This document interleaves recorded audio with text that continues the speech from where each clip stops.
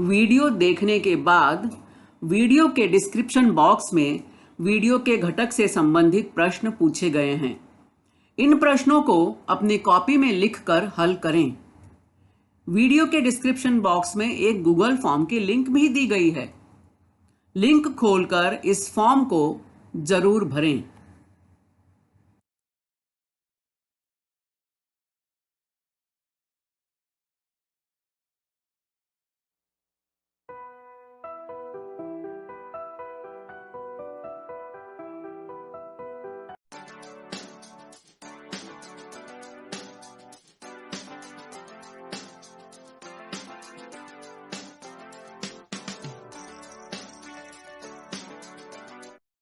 नमस्कार, प्रणाम, आदाब। वर्चुअल क्लास स्टूडियो में आप सभी का हार्दिक स्वागत। कोविड-19 के प्रादुर्भाव की वजह से आज सभी विद्यार्थियों के लिए शाला में प्रत्यक्ष शिक्षा लेना मुश्किल हो रहा है।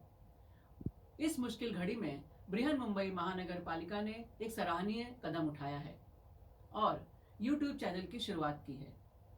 अपने इस YouTube चैनल के अंतर्गत हम शिक्षक आपके समक्ष अपने अपने विषय से संबंधित वीडियो लेकर आते रहेंगे। तो आज मैं श्रीमती पूर्णिमा पांडे वर्चुअल क्लास से उपस्थित हूँ अपना एक विषय और अपना एक घटक लेकर। तो चलें अपने विषय की ओर। पूर्व माध्यमिक शिष्यवृत्ति परीक्षा वर्ग में आप सभी का हार्दिक स्वागत। कक्षा 8वीं और इसकी वेबसाइट है www.mscepune.in।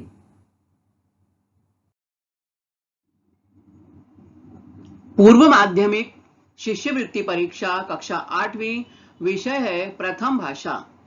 हिंदी माध्यम है हमारा, इसलिए हमारी प्रथम भाषा हिंदी।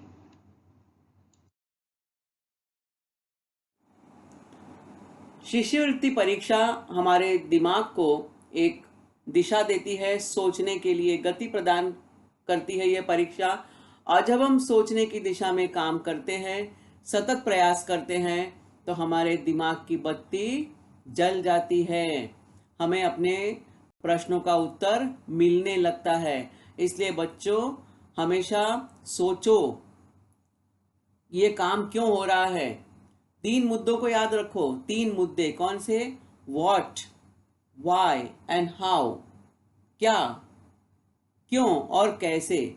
जब इन 3 शब्दों का आप समाधान प्राप्त करने की कोशिश करोगे, कोई चीज क्या है, ये क्यों हो रहा है और कैसे हो रहा है, जब इन 3 उत्तरों पर आपका ध्यान केंद्रित हो जाएगा, तो आपके जीवन की हर समस्या का समाधान आपको मिल जाएगा। केवल आपके 8वीं कक्षा की समस्या नहीं, 8वीं कक्षा की पढ़ाई नहीं, बल्कि व्यावहारिक जीवन में भी आप कई समस्याओं के समाधान, आने वाले जीवन में आने वाले बहुत सारे प्रश्नों के उत्तर सहजता से ढूंढ सकोगे। पेपर क्रमांक 1, प्रथम भाषा हिंदी। इस प्रश्न पत्र में हमें मिलते हैं 25 प्रश्न। प्रत्येक प्रश्न 2 अंकों का, यानी 50 अंकों का यह पेपर। शब्द संपदा, उपघटक 2.6, मुहावरे। तो चलो मुहावरों के बारे में कुछ जानें। मुहावरा शब्द अरबी भाषा का शब्द है, जिसका अर्थ है अभ्यास। और बच्चों, हम सब जानते हैं कि हमारी हिंदी भाषा ने अनेक विदेशी भाषाओं के शब्दों को आत्मसात किया है, अपनाया है। चाहे वो अंग्रेजी भाषा हो, अरबी हो, फारसी हो, पुर्तगाली हो, अनेक भाषाओं को हमारी हिंदी ने अपनाया है और इसीलिए हिंदी का शब्द भंडार बहुत बड़ा है। और ऐसा ही एक शब्द है मुहावरा। इसका अर्थ होता है अभ्यास। हिंदी में मुहावरा शब्द का प्रयोग विशेष अर्थ में किया जाता है। मुहावरा शब्दों का वह समूह है जिसका प्रयोग प्रत्यक्ष रूप में नहीं किया जाता। इसका प्रयोग लाक्षणिक अर्थ में होता है। लाक्षणिक मतलब उसके लक्षण कुछ और, शब्द कुछ और होता है और उसके लक्षण या उसका अर्थ कुछ और होता है। भाषा को रोचक, सुंदर एवं प्रभावपूर्ण बनाने का काम मुहावरे बखूबी करते हैं। जिस तरह से हम कोई किसी चीज को सजाने के लिए बहुत सारे सजावटी उपकरण का उपयोग करते हैं। घर को सजाने के लिए हम घरों में तोरण लगाते हैं, घर के सामने रंगोली बनाते हैं, घरों में सजावटी बहुत सारे सामान रखते हैं। वैसे ही भाषा को सुंदर बनाने के लिए भी बहुत सारी चीजें उपयोग में लाई जाती हैं। उसी में से एक है हमारे मुहावरे।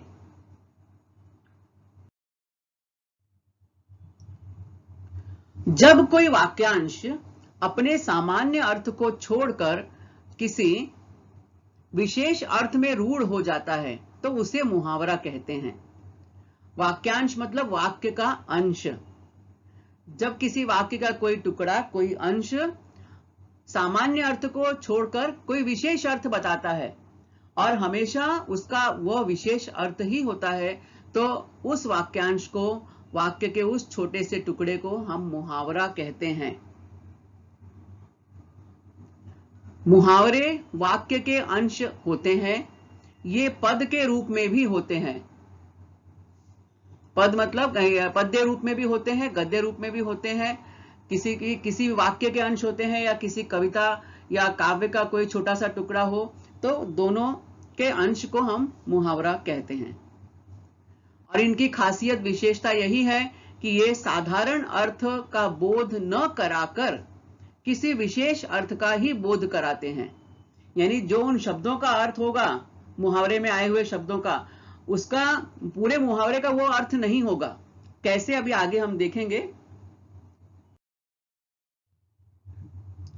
मुहावरों का उपयोग हमेशा प्रसंग के अनुरूप ही किया जाता है, मगर इनके प्रयोग से भाषा की अभिव्यंजना शक्ति दोगुनी हो जाती है। यानी जब प्रसंग हो, कोई प्रसंग के अनुसार ही मुहावरों का उपयोग होता है। साधारण बोलचाल में हम मुहावरों का उपयोग कम करते हैं या नहीं करते हैं। जहां पर हमें किसी विशेष बात को दर्शाना है, कोई अच्छा प्रसंग है और कहीं उस पर हमें अपने भाषा में अधिक प्रभाव लाना है, तो ऐसे जगह पर मुहावरों का उपयोग होता है ना। जैसे कहीं भाषण देना है पब्लिक के सामने, किसी विशेष उत्सव के बारे में बात करनी है, कहीं लड़ाई झगड़े में किसी को व्यंग मारना है, मारामारी करने में नहीं, हमारे कहीं मौखिक हमारे झगड़ा हो रहा है तो किसी को व्यंग मारने के लिए भी हम मुहावरों का प्रयोग करते हैं। तो इससे क्या होता है कि वो जो अर्थ है, जो उसका हम जो बताना चाहते हैं, वो ज्यादा प्रभावशाली ढंग से लोगों तक पहुंचता है। इसीलिए कहा गया है कि इनके प्रयोग से भाषा की अभिव्यंजना शक्ति दोगुनी हो जाती है। वाक्यों में प्रयोग करने पर मुहावरों की क्रिया लिंग, कारक आदि के अनुसार बदल जाती है। जब हम किसी मुहावरे को वाक्य में प्रयोग करते हैं तो वाक्य के अनुसार, मैंने वाक्य में कौन सा लिंग है, हम स्त्रीलिंग या पुल्लिंग किसके लिए उसका उपयोग कर रहे हैं, कारक कौन सा है, उन सब के हिसाब से मुहावरों की क्रिया जो है वो बदल जाती है।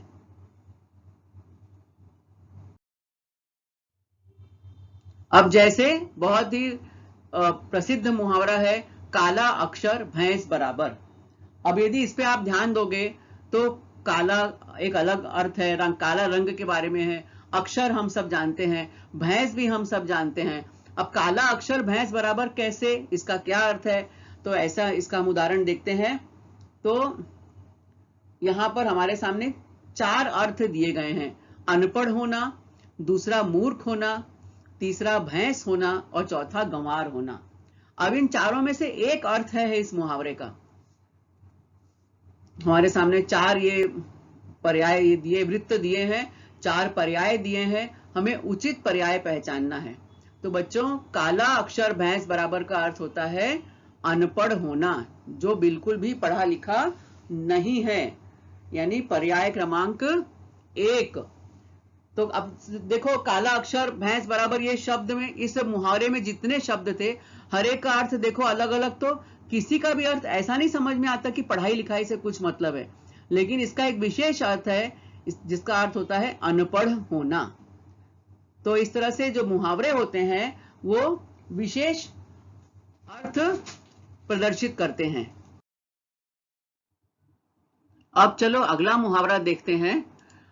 नीचे दिए गए मुहावरे में कौन सी जोड़ी गलत है उसे पहचानिए। अब देखते हैं कौन कौन से मुहावरे यहां दिए हैं। अक्ल का दुश्मन, जिसका अर्थ है मूर्ख। अंग अंग ढीला होना, यानी बहुत थक जाना। ये मुहावरे हैं। हाँ, अक्ल का दुश्मन, अंग अंग ढीला होना। अगला है अक्ल पर पत्थर पड़ना, पागल होना। और अंतिम है आंख का तारा, यानी अत्यंत प्रिय। देखो, अक्ल का दुश्मन तो हम लोग भी कई बार बातचीत में गुस्से में बोलते हैं ना, अरे ये तो अक्ल का दुश्मन है, बोलते हैं ना, आप लोग भी कई बार ऐसे बोलते होंगे। तो अक्ल का दुश्मन का अर्थ है मूर्ख। अब हम किसी को सीधे सीधे मूर्ख तो नहीं कहते, तो हम उसके लिए मुहावरे वाली लच्छेदार भाषा का प्रयोग करते हैं। अक्ल का दुश्मन। अंग अंग ढीला होना, बहुत काम करते हुए बहुत थकान हो जाना। अक्ल पर पत्थर पड़ना, पागल होना। ये अर्थ गलत है। अक्ल पर पत्थर पड़ने का अर्थ पागल होना नहीं होता है। अक्ल पर पत्थर पड़ने का क्या अर्थ होता है? आप लोगों को किसी को याद है? किसी को पता है? अक्ल पर पत्थर पड़ने का अर्थ होता है कुछ भी समझ में न आना। तो यहां पर दिया है पागल होना, तो जो ये अर्थ गलत है। और आंख का तारा मतलब बहुत ही प्रिय होना, अत्यंत प्रिय होना। तो हमारे यहाँ पे पूछा गया है कि गलत जोड़ी पहचाननी है, तो गलत जोड़ी कौन सी है? यस, पर्याय क्रमांक 3, अक्ल पर पत्थर पड़ना, जिसका अर्थ यहां दिया है पागल होना, और ये गलत है। तो हम कौन सा वृत्त भरेंगे? वृत्त नंबर 3। यह हमारा बिल्कुल सही जवाब है। अब चलते हैं अगले मुहावरे की ओर। अब चलो अगला मुहावरा देखते हैं।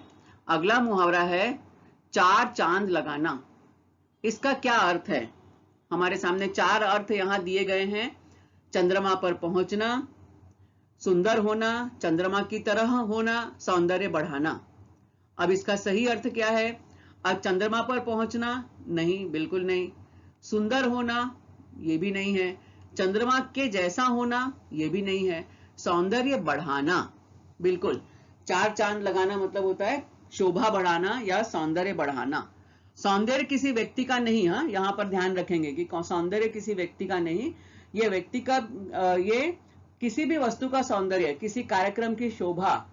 सौंदर्य से मतलब केवल शारीरिक सुंदरता की बात नहीं है। हम किसी वातावरण में होते हैं, कई बार वातावरण भी सुंदर होता है। हम कोई गाना देख रहे हैं, गाने का फिल्मांकन, पिक्चराइजेशन भी बहुत अच्छा होता है, तो हम लोग बोलते हैं अरे वाह कितना अच्छा ये सीन चल रहा था और इसमें ये सीन और जोड़ दिया, तो इसका तो जैसे 4 चांद लग गए इसमें।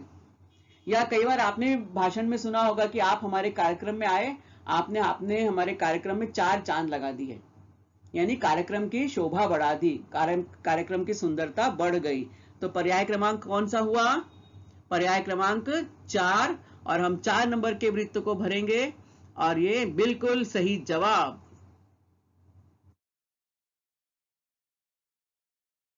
अगला है निम्नलिखित मुहावरों का अर्थ पर्याय में दिया हुआ है, उसे ढूंढकर सही पर्याय चुनकर उसका वृत्त रंग दें। यानी आपको एक मुहावरा दिया हुआ है, जान छूटना। अब उसके 4 अर्थ दिए हुए हैं, प्राण गंवाना, संकट से बचना, असंतुष्ट होना, वैमनस्य होना। अब इसमें जान छूटने का अर्थ क्या होगा एग्जैक्टली? जान छूटने का अर्थ बताओ, किसी के ध्यान में आ रहा है? किसी के मन में कुछ सोच चल रही है? जान छूटना मतलब संकट से बचना। चलो जान बच गई अपनी, जान छूटी, ये काम हो गया, जान छूटी, यानी हम संकट से बच गए, यानी पर्याय क्रमांक 2। अब सीधे सीधे हम ये नहीं कहते कि हम संकट से बच गए, हम उसके लिए शब्द क्या इस्तेमाल करते? जान छूटी हमारी। तो इस तरह से ये जो लाक्षणिक होता है, सांकेतिक होता है, प्रतीकात्मक जिसे हम कहते हैं कि शब्द कुछ है उसका, लेकिन अर्थ एकदम विशेष अर्थ ही उसका मालूम पड़ता है। तो यहाँ पे जान छूटने का अर्थ है संकट से बचना। अब देखें, चेक करें, यस, यह जवाब भी बिल्कुल सही जवाब है। अब अगला है नीचे दिए गए मुहावरे और उनके अर्थ की जोड़ी में से गलत जोड़ी बताओ। अब यहां पर आपको मुहावरा दिया है, उसके साथ में उसका अर्थ दिया है, कौन सी जोड़ी गलत है ये आपको बताना है। तो पहला है गर्व से सीना फूल जाना, जिसका अर्थ है अभिमान होना। दूसरा है चैन की सांस लेना, मतलब निश्चिंत हो जाना। तीसरा है गले लगाना, मतलब निर्लज्ज होना। चौथा अंगूठा दिखाना, बहुत थक जाना। अब इसके 4 पर्याय हमें दिए हैं और 4 में से कौन सा सही पर्याय है। अब देखो बच्चों, यहाँ पे प्रश्न की भाषा पर आप ध्यान दो। प्रश्न में दिया हुआ है कि हमें कौन सी जोड़ी गलत है ये बताना है। तो यहां पर हम क्या देखेंगे, यहां पर हम गलत कौन कौन से अर्थ गलत है वो देखेंगे। तो गर्व से सीना फूल जाना, अभिमान होना, फक्र होना, बिल्कुल सही अर्थ है। चैन की सांस लेना, निश्चिंत होना, एकदम काम खत्म हो गया, परीक्षा पूरी हो गई, अब हमने चैन की, बच्चों ने चैन की सांस ली, यानी अब निश्चिंत हो गए कि अब कोई पढ़ाई नहीं करनी है हमें। गले लगाना मतलब प्रेम से हम गले लगाते हैं किसी को, लेकिन यहाँ अर्थ क्या दिया, निर्लज्ज होना, बेशरम होना, तो ये गलत अर्थ है। अंगूठा दिखाना मतलब किसी को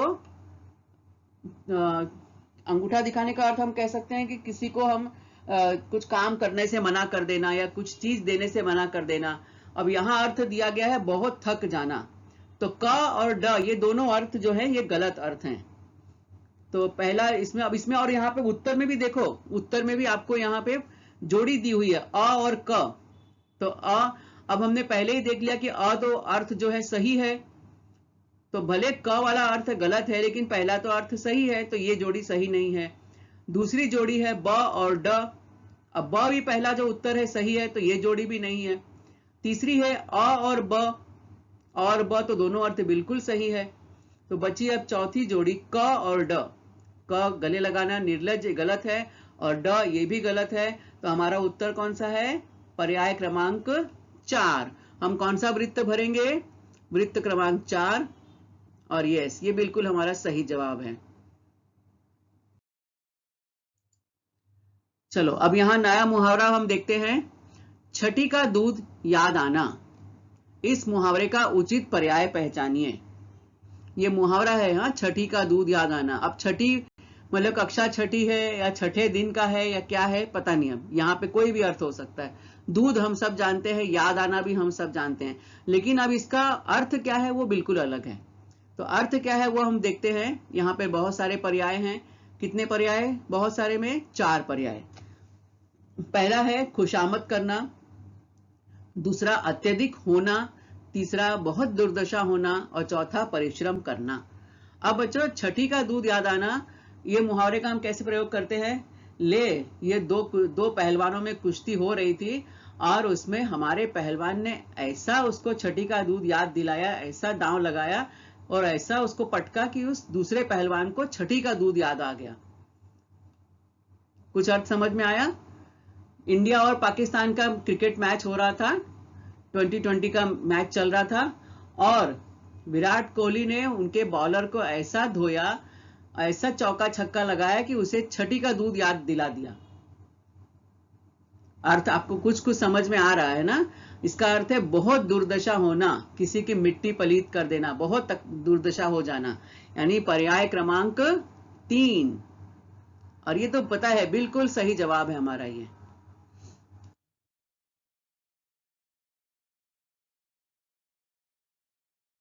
ईद का चांद होना, ये भी बहुत सुंदर मुहावरा।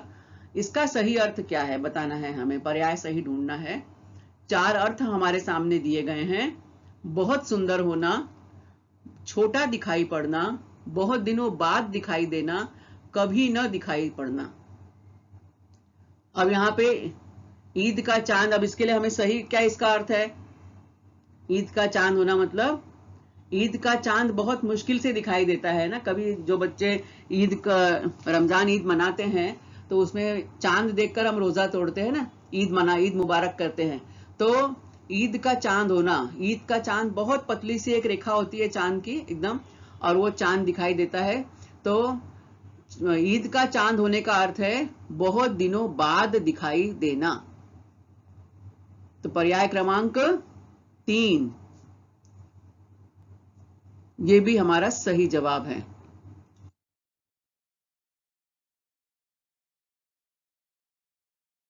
अगला मुहावरा है, प्रयत्न करने के लिए कौन सा मुहावरा प्रयुक्त होता है, पहचानिए। अच्छा, अगला यहाँ मुहावरा नहीं दिया है, यहाँ मुहावरे का अर्थ दिया हुआ है। अब इस अर्थ के लिए हम किस मुहावरे का उपयोग करेंगे ये हमें पहचानना है। ठीक है, तो हमारे सामने कौन कौन से मुहावरे दिए हैं। एक मुहावरा दिया है तेवर बदलना, फिर है हाथ पर हाथ रखना, मन मारना, हाथ पांव मारना। अब ये चारों मुहावरे हैं, इसमें से किस मुहावरे का अर्थ होता है प्रयत्न करना।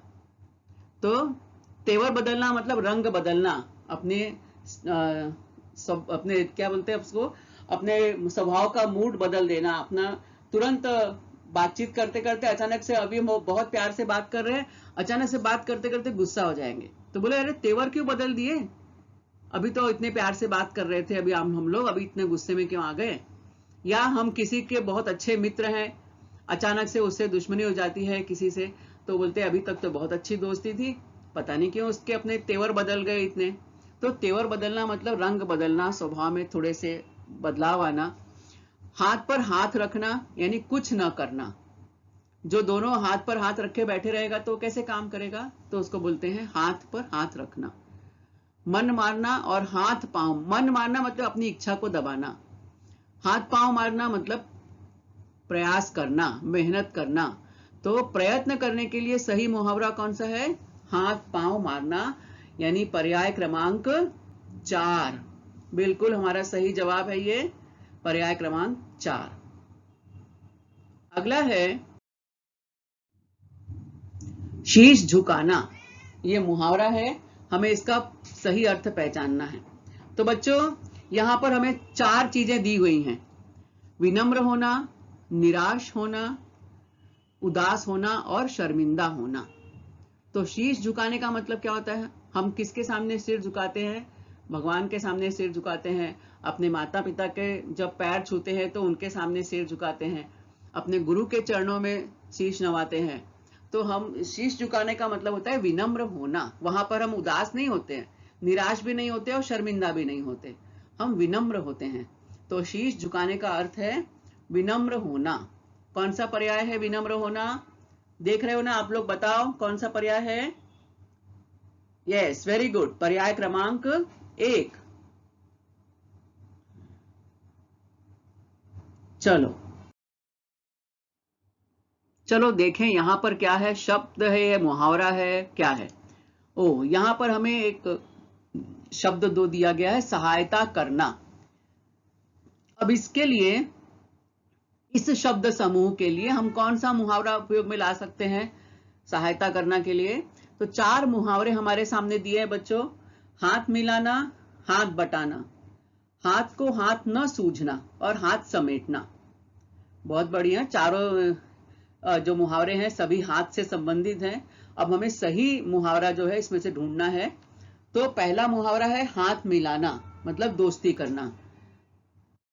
हाथ बटाना, क्यों नहीं, कोई व्यक्ति काम कर रहा है, उसको हम सब सपोर्ट करने के लिए, उसकी सहायता करने के लिए हम भी जुड़ जाते हैं, तो उसे कहते हैं हाथ बटाना। अब है हाथ को हाथ न सूझना, यानी इतना घुप अंधेरा होना, बहुत गहरा अंधेरा होना, कुछ न दिखाई देना अंधेरे में।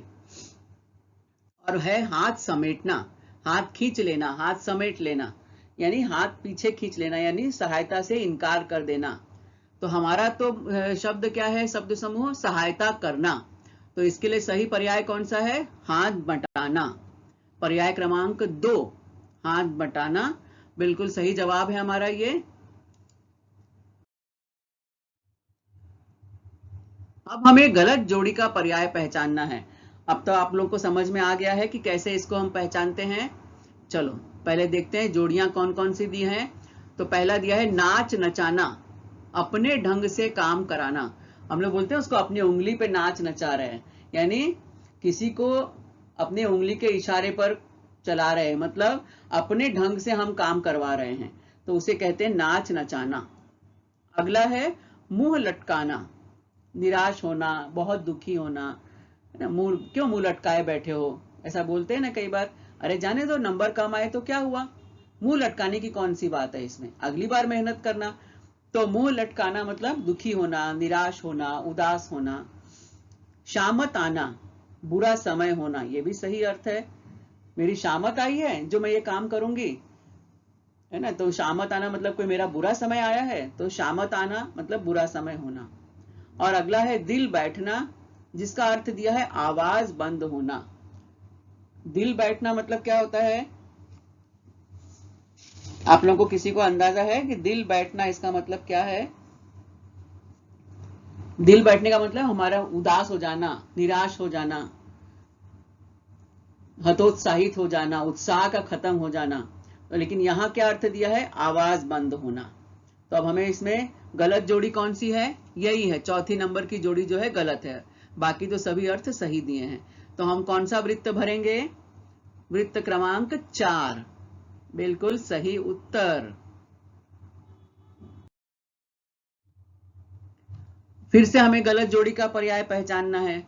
अब तो आप लोग मास्टर हो गए गलत पहचानने में। पहला दिया है सफलता का सेहरा बंधना, श्रेय मिलना, क्रेडिट मिलना, जिसे हम कहते हैं ना, दिस क्रेडिट गोज टू, ऐसा बोलते हैं ना। तो क्रेडिट मिलना, श्रेय मिलना, यानी सफलता का सेहरा बंधना। मन मारना, इच्छा को दबाना, आंखें सेकना, दुखी होना, और तेवर बदलना, नाखुश होना। अभी हमने देखो तेवर बदलना पे अभी हमने चर्चा की थी ना कि अचानक से स्वभाव में बदल हो जाना, नाखुश हो जाना। सफलता का सेहरा हमने चर्चा कर ली। मन मारना भी अभी हमने पिछले स्लाइड पर बात की थी, इच्छा को दबाना। आंखें सेकना, इसका अर्थ दिया है दुखी होना, ये नहीं है। इसका अर्थ होता है आंखें सेकना मतलब किसी को देखकर खुश होना, या किसी को जिसको देखकर हमें अच्छा लग रहा है ऐसे चीज को बार बार देखना ताकि हमारी आंखों को अच्छा लगे, हम खुश हों। लेकिन यहाँ अर्थ जो है गलत दिया हुआ है। तो हमारा प्रश्न भी यही है कि हमें गलत जोड़ी पहचाननी है। तो गलत जोड़ी का पर्याय क्या है? पर्याय क्रमांक 3। यस, बिल्कुल सही जवाब हमारा। अब नए इसमें निम्न में से सही जोड़ी का पर्याय पहचानिए। मतलब इसमें 3 जोड़ी निश्चित गलत दी होगी और आपको सही जोड़ी पहचाननी है। चलो देखते हैं। लाल पीला होना, तलवे चाटना, खाक छानना और चल बसना। लाल पीला होना मतलब रंग बदलना, तलवे चाटना खुशामद करना, खाक छानना घूमना फिरना, और चल बसना चले जाना। अब हमको इसमें से पहले तो हमें क्या सही सभी मुहावरों का अर्थ मालूम होना चाहिए। तो तलवे चाटना मतलब खुशामद करना, चापलूसी करना, बिल्कुल है। खाक छानना खूब भटकना, यहां वहां घूमना भटकना। चल बसना चले जाना, किसी की मृत्यु हो जाती है तो बोलते वो चल बसे। तो इसका हमारा सही पर्याय क्या है? सही है तलवे चाटना यानी खुशामद करना। अब लाल पीला होने का अर्थ क्या होता है? बहुत गुस्सा होना, जिसको कहते हैं क्यों भाई लाल पीले हो रहे हो, यानी गुस्सा होना, अत्यधिक क्रोध में आना। खाक छानना मतलब भटकना, किसी काम के लिए हमें सफलता नहीं मिल रही तो हम बहुत उसके लिए भटक रहे हैं। कोई सामान खरीदना है, ढूंढ रहे हैं, नहीं मिल रहा है, तो ये बहुत ज्यादा भटकाव है, तो उसे हम कहते हैं खाक छानना। और चल बसना मैंने बताया मृत्यु हो जाना। तो ये तीनों अर्थ गलत हैं, सही अर्थ केवल है पर्याय क्रमांक 2।